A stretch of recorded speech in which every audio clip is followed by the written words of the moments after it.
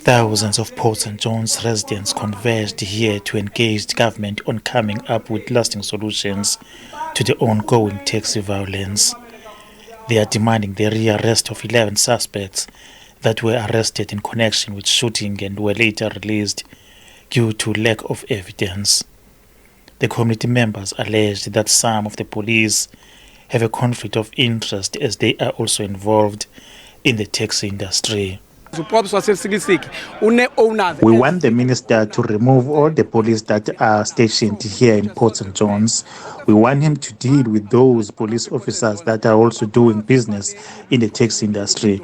We know that there are police and the members of the army who own taxis here.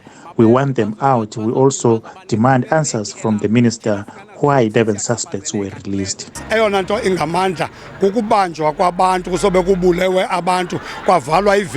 cannot be right to live like animals in our own town.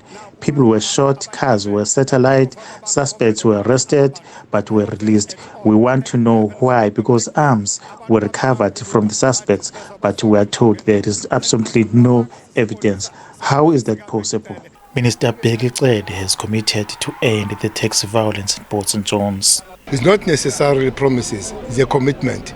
The commitment we are making here, we made 7. I can't count them all, but the major one is that whatever happened for the people to be released after they've been arrested, hence we have put the head of prosecution in this province and the Deputy National Commissioner responsible for detectives in the country to jointly run that project. It should be a prosecuted directed kind, so that when we collect those people again, of whom the police say they know where they are, those 14 people, they must be collected, put through the process and all that.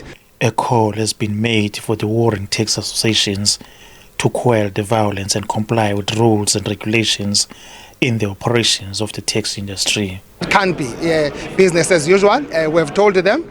So clearly on that particular issue, we're really happy with that. They are able to sit around the table. They met here.